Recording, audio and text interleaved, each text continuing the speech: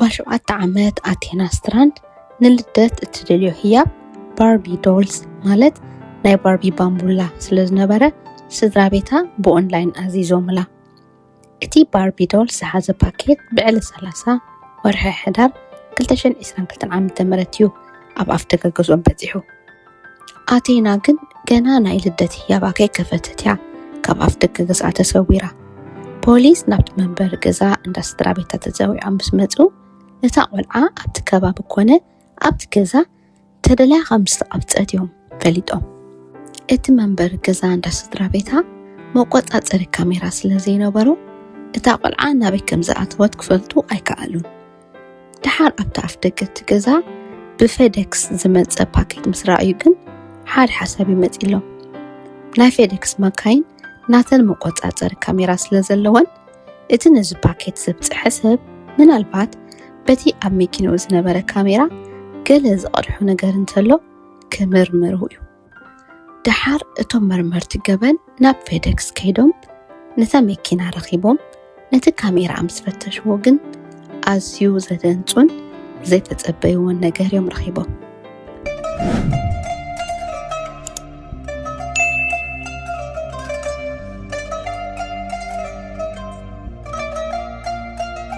ብዕለ 30 ወርሒ ሕዳር 2022 ዓመተ ምህረት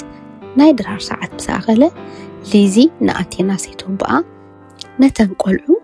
ንዕነ ተደረራ ኢላ ክትዳሃየን ጀሚራ። እታ ጓል 3 ዓመት ጓላ መፂኣ ንኽድረር ኣብቲ ጣውላ ክትቅረብን ከላ ጓል 7 ዓመት ኣቴና ግን ኣሰራ ኣይነበረን። ኣቴና ኣተሓባባ ምንፅዋት ትፈቱ ስለ ዝነበረት ሊዚ ተሓቢኣ ዘላ ስለ ዝመሰላ ብዙሕ ኣይሰንበደትን። ኣብ መደቀሲኣ ከይዳ ኣብ ትሕቲ ዓራትን ካልእን ክደልያ ጀሚራ። ድሓር ኣብቲ ክትሕባሉ ትኽእል እያ ዝበለቶ ቦታታት ደልያ ምስኣነታ ግን ፍርሒኡ ክስማዕ ጀሚሩ። ኣብ ደገ ወፂያ ኣብቲ ትፃወተሉ ቦታ እንተረኣየት እቲ መፃወቲኣ ኣቑሑት ኣብ ቦትኡ ክነሱ ኣቴና ግን ኣሰራ የለን። ሊዚ ኣብቲ ቀፅሪ ገዝኦም ዝኾነ ካብ ንቡር ወፃ ዝኾነ ነገር እኳ እንተዘይረኣየት ግን ኣብቲ ኣፍ ደገ ገዝኣ መዓስ ከም ዝመፀ ዘይረኣየቶ ሓድሽ ዝመፀ ፓኬት ተቐሚጡ እያ ሪኣ። ኣቴና ክትህልወሉ ትኽእል እያ ኣብ ዝበለቶ ቦታታት ፈትሻ ምስኣነታ ግን ስለ ዝጨነቓ ከባቢ 6:41 ናይ ምሸት ምስ ኮነ ናብ 911 ደው ኢላ ጓላ ከም ዝጠፍአት ሓቢራ። ኣቴና ዘረባ ወለዳ እትሰምዕ ካብዛ ኣፍ ደገ ከይትርሕቕ ተባሂላ ፈፂማ ተንከስ ኢላ ዘይትኸይድ ዕዮ ገዝኣ በገባብ እትሰርሕ ቆልዓ ስለ ዝነበረት ባዕላ ኮኔላ ናብ ገሊኡ ከም ዘይከደት ርግፀኛ ስለ ዝነበረት ሊዚ ብጣዕሚ ፍርሕ ክስማዕ ጀሚሩ። ወለዳ ንኣቴና ምስ ተፈላለዩ ክልቲኦም ነናብሮኦም መስሪቶም ስለ ዝነበሩ ኣቴና ኣብቲ ዝጠፍኣትሉ ግዜ ምስ ጄኮብ ኣቦኣን ሊዚ ሰይተቦኣን ምስታ በቦሓፍታ ጓል 3 ዓመት ሬይ ኣብ ፓራዳይዝ ትበሃል ከተማ ኣብ ቴክሳስ እያ ትነብር ነይራ። ፓራዳይዝ ንእስ ዝበለት ከተማ ስለ ዝኾነት እቶም ነበርቲ እታ ከተማ ነናሓድሕዶም ይፋለጡ ስለ ዝነበሩ ኣቴና ከም ዝጠፍአት ወረ ምስ ተሰምዐ ልዕሊ 200 ዝኾኑ ሰባት ስርሖም ገዲፎም እዮም ኣብ ምድላያ ተዋፊሮም። ፖሊስ ተፀዊዖም ናብቲ ቦታ ምስ መፁ ሓይሊ ሰቦም ኣኻኺቦም ብሽታ ዘለልዩ ኣኽላባትን በፍራስን ሄሊኮፕተራትን ተሰንዮም ክሳብ ወጋሕታ ክደልዩ ሓዲሮም። እንተኾነ ኣንፈት ዝህብ ነገር ስለ ዘይረኸቡ ንፅባሓይቱ እውን ክደልዮም ውዒሎም። ግን ሕጂ እውን ወላ ሓደ ነገር ክረኽቡ ኣይከኣሉን። ንፅባሓይቱ ሳዕ 8 ናይ ምሸት ምስ ኮነ ግን ካብቲ ኣቴና ትነብረሉ ቦታ 14 ኪሎ ሜትር ርሒቑ ኣብ ዝርከብ ቦይድ ዝበሃል ከተማ ኣብቲ ገምገም ናይ ሓደ ቀላይ ሬሳ ናይ ሓንቲ ቆልዓ ከም ዝተረኽበ ሓበሬታ ስለ ዝመፆም ፖሊስ ምድላዮም ኣቋሪጦም። እቲ ኣብቲ ገምገም ናይቲ ቀላይ ዝተረኽበ ሬሳ ናይታ ቆልዓ ዕርቃና ኮይና ምስ ኣቁፅልትን ጓሓፍን ከም ጓሓፍ ተደርቢያ ፀኒሓ። ድሓር ናይ ሬሳ መርመራ ምስ ተገብረ እቲ ሬሳ ናይ ኣቴና ምዃኑ እዩ ተረጋጊፁ። ናይ ሬሳ መርመራ ምስ ተገብረ ኣብ ርእሳ፣ ክሳዳ፣ ኣፍ ልባ ብዝወረዳ ጎነፅ ከም ዝሞተት እዩ ተረጋጊፁ። መርመርቲ ገበን ነዚ እዚ ጭካነ ዝተመልኦ ተግባር ኣብ ልዕሊ እዛ ምስኪን ቆልዓ ዝፈፀመ ሰብ ሃዲኖም ንኽረኽቦ እኳ እንተተበገሱ ግን ድማ ስድራ ቤታ ምስ ኩሉ ብፍቕሪ ዝነብሩ ሰባት ስለ ዝነበሩ ፀላእ ኮነ ዝጥርጥርዎ ሰብ ስለ ዘይነበሮም እቶም መርመርቲ ገበን ካበይ ክብገሱ ከም ዘለዎም እዮም ክፍትሹ ጀሚሮም። ነቲ መንበሪ ገዛ እንዳስትራንድ ኣርቂቖም ክፍትሹ ምስ ጀመሩ ዝተሰብረ ማዕጾ ኮነ ጎነፅ ከም ዝተፈጸመ ዘረጋግጽ ነገር ብፍጹም ክረኽቡ ኣይከኣሉን። ኣብቲ ኣቴና ዝጠፋትሉ መዓልቲ እውን ናብቲ መንበሪ ገዝኦም ወላ ሓደ ሰብ ወይ እውን ጋሻ ከም ዘይመጽኦም ኣረጋጊጾም። ድሓር ግን ኣብቲ ኣፍ ደገ ናይቲ ገዛ መዓዝ ከም ዝመጸ ዘይተፈልጠ ክመጽእ ከሎ እውን ዝረኣዮ ሰብ ዘይህለ ፓኬት ከም ዝተረኽበ እዮም ፈሊጦም። እቶም መርመርቲ ገበን እቲ ፓኬት ዘብጽሐ ሰብ ምናልባት ኣብ መኪንኡ መቆጻጸሪ ካሜራ ክህልዎ ስለ ዝኽእል ንመርመሮኦም ክሕግዞም ስለ ዝኽእል ገለ ዝቐድሖ ቪድዮ እንተሎ ክፍትሹ እዮም ወሲኖም። ነቲ ፓኬት ምስ ረኣይዎ ብፌዴክስ ከም ዝመጸ ስለ ዝፈልጡ ድማ ነቲ ማናጀር ረኺቦም ኣዘራሪቦሞ። እቲ ማናጀር እቲ ናብቲ ቦታ ዝተመደበ ሰራሕተኛኦም ታነር ዝበሃል ወዲ 31 ዓመት ሰብኣይ ምዃኑ እዩ ሓቢርዎም። ድሓር እቶም መርመርቲ ገበን ቅድሚ ምስ ታነር ምዝርራቦም እቲ ማናጀር ደው ኢሉ ናብ እንዳስትራንድ ፓኬት ኣብፂዑ እንተኾይኑ ከም ዝሓትዮም ገይሮም። እቲ ማናጀር ደው ኢሉ ምስ ሓተቶ ታነር ነቲ ዝተባህለ ኣድራሻ ከም ዘይዝክሮን ናብቲ ቦታ ፓኬት ከም ዘየብፅሐን ይሓቢርዎም። እቲ ማናጀር ኣብ ኮምፒውተሩ ምስ ረኣየ እውን እቲ ፓኬት ናብቲ ዝተባህለ ኣድራሻ ከም ዝበፅሐ ብሰራሕተኛ ፌዴክስ መረጋገፂ ከም ዘይተገብረሉ እዩ ኣረጋጊጹ። ሊዚ ኣብቲ ኣቴና ዝጠፋኣትሉ ምሸት እቲ ፓኬት ኣብ ኣፍ ደጊኣ ከም ዘረኸበቶ እያን ፖሊስ ሓቢራ። እቲ ፓኬት ብሰራሕተኛ ፌዴክስ ናብቲ ቦታ እንተዘይበፂሑ ግን ብኸመዩ ኣብ ኣፍ ደገ መንበሪ ገዛ እንዳስትራንድ ተቐሚጡ ጠኒሑ። እቶም መርመርቲ ገበን ነዚ ሕቶ ንኸጻርዩ ንታነር ሆርነር እቲ ሰራሕተኛ ናይ ፌዴክስ ማለት እዩ ከዘራርቦ እዮም ወሲኖም። ወዲ 31 ዓመት ታነር ሆርነር ስርሑ ኣብ ፌዴክስ ንብረት ምብፅጻሕ ኮይኑ ገንዘብ ምትእኽኻል ስለ ዝኣበዮ ኣቦ ሓደ ቆልዓውን ስለ ዝኾነ ምስታ ኣደወዱ ኣብ እንዳስድርኡ ገዛ እዩ ዝነብር ነይሩ። ኣዲኡ ወላዲቱ ናይ ፀፋርስን ኣልኮላዊ መስተን ወልፍታት ስለ ዝነበራ ንዕኡ ነፍሰ ጡር ከላውን ካብቲ ወልፊ ስለ ዘይተኣልየት እዚ ድማ ኣብ ኣእምራዊ ዕቤቱ ብሕማቅ እዩ ፀልይዎ ነይሩ። ታነር ገና ብንእሽትኡ ኦቲዝም ስፔክትሩም ዲስኦርደር ከም ዘለዎ ብሕክምና ክረጋገጽ እንከሎ ፀኒሑ እውን ካልእ ናይ ኣእምሮ ፀገም ከም ዘለዎ ስለ ዝተረጋገፀ ዝተፈላለየ ናይ ጭንቀት መድሃኒታት እዩ ዝወስድ ነይሩ። እቶም መርመርቲ ገበን ንታነር ደልዮም ረኺቦም ከዘራርቦ ከም ዝደለዩ ምስ ነገርዎ ንምንታይ ከዘራርቦ ከም ዝደለዩ እኳ እንተዘይተረድኦ ግን ሕራይ ኢሉ ምስኦም ከይዱ። ብዛዕባ እቲ ኣብ ኣፍ ደገ ገዛ እታ ዝጠፍአት ጓል 7 ዓመት ቆልዓ ዝተረኽበ ፓኬት ዝምልከት ሕቶታት ከም ዘለዎ ምስ ነገርዎ ታነር መጀመርታ ናብቲ ቦታ ከም ዝኸደ ፈጺሙ ከም ዘይዝከሮ እዩ ነጊሮም። ድሓር ቁሩብ ፀኒሑ ግን ነቲ ፓኬት ናብቲ ገዛ ከም ዘብፅሖ ከም ዝተዘከሮ እዩ ነጊሮም። ነቲ ፓኬት ከብፅሕ ናብቲ መንበሪ ገዛ ምስ ከደ ኣብ ሓደ ፀግዒ ሓንቲ ሚኒባን ደው ኢላ ከም ዝተውዓለን እዛ ሚኒባን እዚኣ ምናልባት ምስ ምጥፋእታ ቆልዓ ምትእስሳር ክህልዋ ከም ዝኽእል ጥርጣረ ከም ዘለዎ ካልእ ነቲ ፓኬት ኣብፂሑ ክምለስ ከሎ ክጥዎ ክብል ከየስተውዓለ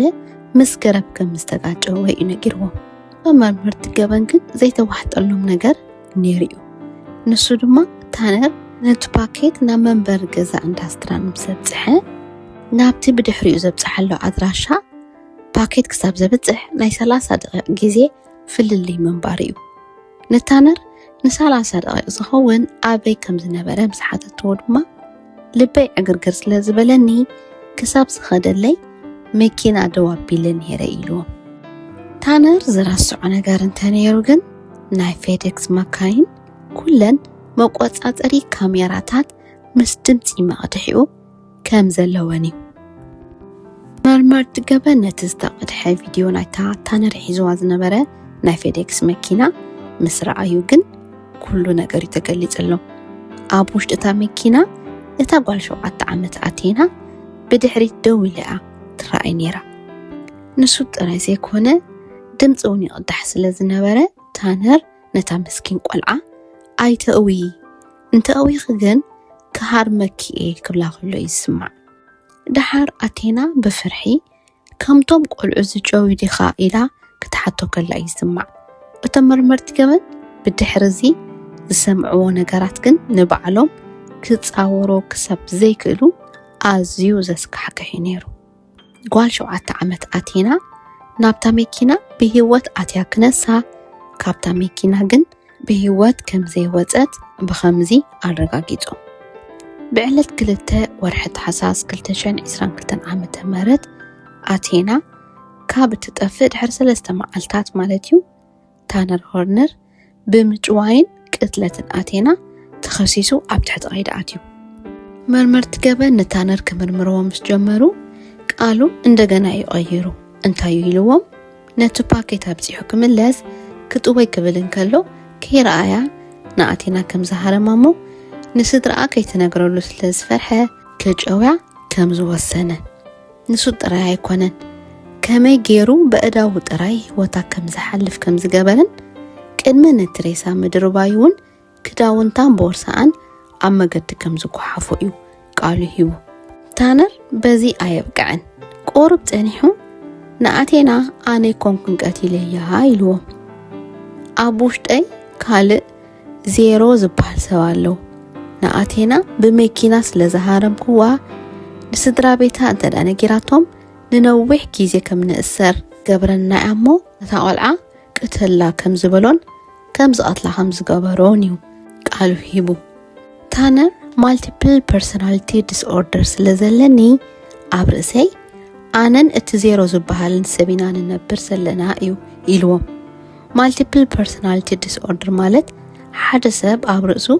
ክልተ ወይ እውን ካብኡ ንላዕሊ ሰባት ኣብ ውሽጡ ከም ዘለዉ ኮይኑ ይስምዖ ማለት እዩ ብናይ ታነር ኣገላልፃ ታነር ጥዑይ ስርዓት ዘለዎ ሰብ ክኸውን እንከሎ እቲ ዜሮ ዝበሃል ኣብ ውሽጡ ዘሎ ካልኣይ ሰብ ግን ጨካንን ገበን ካብ ምፍፃም ድሕር ዘይብልን ሰብ እዩ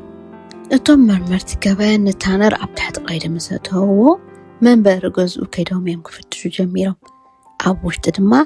እቲ ኣቴና ኣብቲ ዝተፋእትሉ መዓልቲ ተኸዲናቶ ዝነበረት ጂንስ ስረ ረኺቦም ነታ ዝተጨወየትላ ናይ ፌዴክስ መኪና ምርመራ ምስ ገበሩላ እውን ቅትለት ከም ዝተፈፀመ ዘረጋግፅ ደም ክረኽቡ ከለዉ ኣብ ልዕሊ ኣቴና ጭካነ ዝተመልኦ ፆታዊ ዓመፅ ከም ዝተፈፀመ ዘረጋግፅ እውን ኣብ ኣካላታን ክዳውንታን ብዙሕ መርትዖታት እዮም ረኺቦም ታነር ኣብ ቤት ማሕቡስ ሳልስቲ ምስ ገበረ እዚ ኩሉ መርትዖታት ተረኺብዎ ክነሱ ነቶም መርመርቲ ገበን ሕፍር ከይበለ እንታይ ኢልዎም ንሓደ ወርሒ ካብ ቤት ማእሰርቲ ወፂኤ ኣብ ገዛይ ምስ ወደይ ክዓርፍን ግዜ ክሕልፍን እንተዳ ፈቒድኩምለይ እቲ ኣብ ልዕሊ ኣቴና ዝገበርክዎ ኩሉ ብዝርዝር ክነግረኩም እየ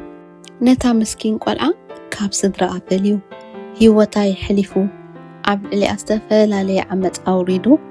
ንእስነታ ኣብ መሬት ከም ትበሊ ገይሩ ክነሱ ንሱ ግን ምስ ወዱ ግዜ ክሕልፍ ደልዩ ማለት እዩ ታነር ሆየ ሕቱኡ ተቐባልነት ስለዘይረኸበ ክሳብ ናብ ቤት ፍርዲ ዝቐርብ ን3 ዓመታት ኣብ ቤት ማሕቡስ ከም ዝፀንሐ ተገይሩ ታነር ሕጂ እውን ኣብ ቤት ማእሰርቲ ኮይኑ ከም ኣመሉ ካልእ ታሪኹ ከዘንቱ ጀሚሩ ነቲ ፓኬት ከብፅሕ ኣብቲ መንበሪ ገዛ እንዳ ኣቴና ምስ በፅሐ ሓደ ካላሽን ዝሓዘ ሰብኣይ ንኣቴና ጨውየ ክዳውንታ ቀይረ ኣብ ሓደ ቦታ ከብፅሓሉ ኣዚዙኒ ነቲ ዝበለኒ ትእዛዝ እንተዘይፈፂመ ግን ስድራ ቤተይ ኣበይ ከም ዝነብሩ ስለዝፈልጥ ኣብ ልዕሊ ስድራ ቤተይ ሕማቕ ነገር ክፍፅም ምዃኑ ስለዘፈራርሐኒ ነታ ቆልዓ ወሲደ ኣብቲ ዝበለኒ ቦታ ኣብፂሐሉ ኢሉ ሓድሽ ዛንታ ክነግር ጀሚሩ እቶም መርመርቲ ገበን ብኩሉ ሸነኽ ርግፀኛታት ክኾኑ ስለዘለዎ ነዚ ዘዘንተወሎም ዛንታ ሓቅነቱ ከረጋግፁ ወላ እኳ እንተመርመርዎ ግን ሓቅነቱ ዘረጋግፅ ወላ ሓደ መርትዖ ኣይረኸቡን ስለዚ ታነር ከም ኣመሉ ይሕሲኡ ነይሩ ማለት እዩ ድሕሪ 3 ዓመት ኣብ ወርሒ ሚያዝያ 2026 ዓመተ ምህረት ታነር ናብ ቤት ፍርዲ ክቐርብ ሂደት መዓልታት ምስ ተረፍኦ መምለጢ ከም ዘይብሉ ስለዝተረድኦ ይመስለኒ ነቲ ገበን ከም ዝወዓሎ ተኣሚኑ ታነር ቅድሚ ሕጂ ኣብ ልዕሊ ካልኦት ትሕቲ ዕድመ ዓመፅ ከም ዝፈጸመ ተረጋጊጹ ኣብ ቤት ፍርዲ እቲ ብመርመርቲ ገበን ዝተረኸበ ናይ ቪድዮን ድምፅን ቅዳሕ ከም መርትዖ ስለ ዝቐረበ ኣኽበርቲ ሕጊ ነቲ ናይ ድምፂ ቅዳሕ ቅድሚ ምውልዖም እቲ ቅዳሕ ኣዝዩ ዘስካሕክሕ ስለ ዝነበረ ኣእምሮኦም ንኽሕሉ ኢሎም ንወለዲ ኣቴና ደገ ንኽፀንሑ እዮም ኣዚዞሞ እቶም ኣብቲ ቤት ፍርዲ ዝነበሩ ሰባት ኩሎም ነቲ ቅዳሕ ድምፂ ምስ ሰምዑ ምኽኣል ስለ ዝሰኣኑ ገሊኦም ክነብዑ ገሊኦም እውን ተሲኦም ክወፁ ከለዉ እዮም ዝረኣዩ ነይሮም ናይ ታነር ጠበቓ ታነር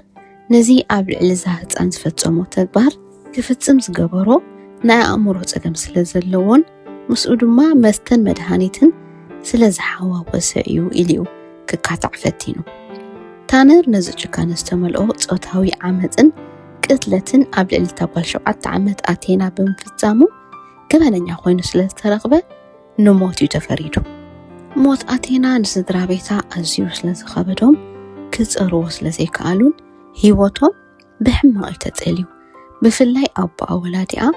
ንጓለይ ክከላኸለላ ኣይከኣልኩን ዝብል ሓሳብን ጭንቀትን ፈፂሙ ክፀሮ ስለ ዘይከኣለ ብዝሕዝን ኩነታት ናብ መስተን ሕማቕ ወልፍታትን ከም ዝወድቕ ኮይኑ ሎሚ ዘዳለኸልኩም ታሪክ እዚ ይመስል ኣብ ዝቕፅል ብኻልእ ታሪክ ክሳብ ንራኸብ ሰናይ ቅነ ቻው